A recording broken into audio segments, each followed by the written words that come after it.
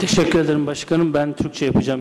Thank you, Chairman. I would like to make my comments in Turkish, so I have to wait for a while until our guests have put on their headphones. Thank you. Well, our topic, as you know, was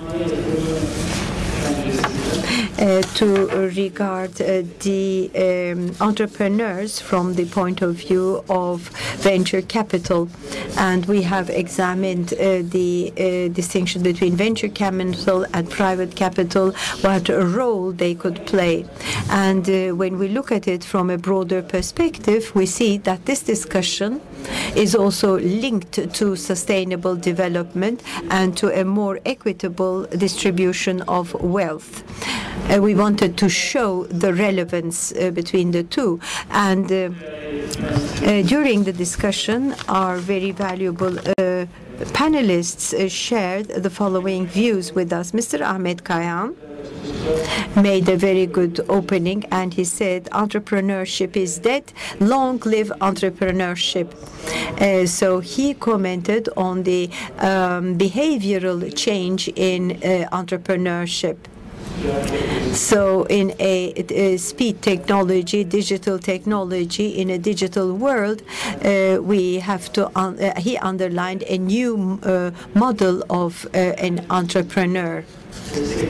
And he also stated that we did not need to support every entrepreneur, that we had to select the entrepreneurs very carefully. Afterwards, Mr. Ahmet Amir Rehman, he mentioned the entrepreneurship ecosystem, and he said that the banks were not in the position of supporting the entrepreneurs. And he said that different institutions were needed, like risk capital, on this issue, that they could be more active, because he said that in supporting the entrepreneur, the banks would do not look at their future performance, but to their past performance. And in this sense, he criticized the banks from this point of view. And on the other hand, he said that in order to recognize an entrepreneur from his eye, he mentioned the scoring model called the IFFS that he learned in the States. And he mentioned the importance of financial literacy, because that was one of the important points of the investments. Baybars Altınbaş also mentioned the ecosystems, and he said in order to recognize the entrepreneur, you have to get the help of an angel investor, and you could get help from an angel investor, and that he had already started an activity in that direction. The mechanism of angel investors, he said, can be an intermediary between banks and the entrepreneurs. On the other hand, Ahmet Kayhan also had indicated another point. I would like to quote that part, and please correct me if I'm wrong, Ahmet Bey. He said that Islamic banking and the participating banking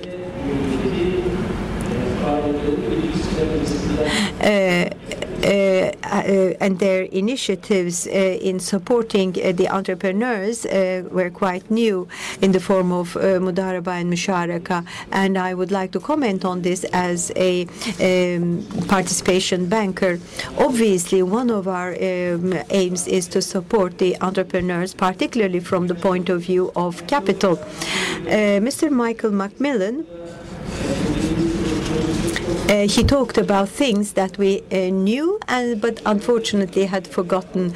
In particular, he mentioned the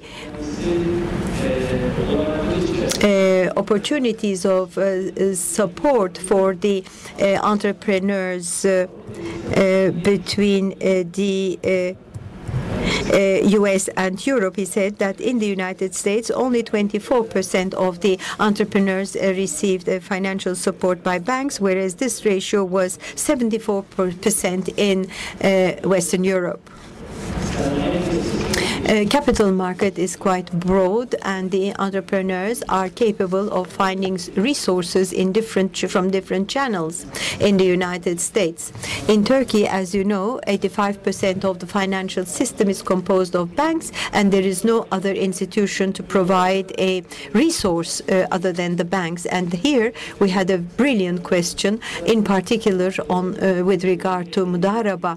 It was stated that the banks were regulated, and also whether the companies which were supported by banks in the form of Mudaraba were also regulated in the same manner or not. This was a very appropriate question.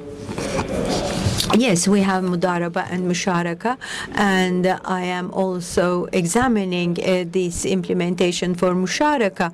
I did not comment on it during the panel discussion, but for Musharaka, we have the following legislation. After 7 years, you have to go public. On the one hand, our Banking Act considers the Musharaka investment as a loan. On the other hand, there are certain skepticism whether this is an investment or not. And the question is how you will exit once you go public after a certain while, and how are you going to reflect your earnings on your balance sheet. And during the 7 years, the revenues of that company, you cannot rediscount the value increase in the investment. You realize the income, the revenue, the loss and the profit at the time when you sell the investment. And you cannot finance all this from the pool that you have collected from the deposit owners. You can only finance it from the pool of the investors. As you know, the Glass-Steagall Act was very famous in the States at the time. We grew up with that, but after 1997, after the merger of Citibank with another bank, this no longer is an item, and this legislation and the reason for that is shown as that the abolishment of that act. On the other hand, the banking financing services, and on the other hand, the investment, the capital investment that you are doing that from the tool of the capital owners. And how will the loss of that capital influence your balance sheet? Such a study has not been conducted in Turkey yet, so we do not know the answers to that question. But Islamic banking within the share of the other systems, Mudaraba and Musharaka have certain percentages. So we do leasing, project financing, and we also receive a financing certificate. So the Turkish government had very serious initiatives taken recently on this issue, and as an alternative to capital investments, also in the bond market, they provided these long-term fundings, and this can be used as a help. But this is not valid for the startups. Obviously, this is a long road. It will be a long journey. Now we are discussing this, but I hope that in 10 years' time we will be discussing different topics, different problems, having resolved all the problems related to Mudaraba and Musharaka. Thank you.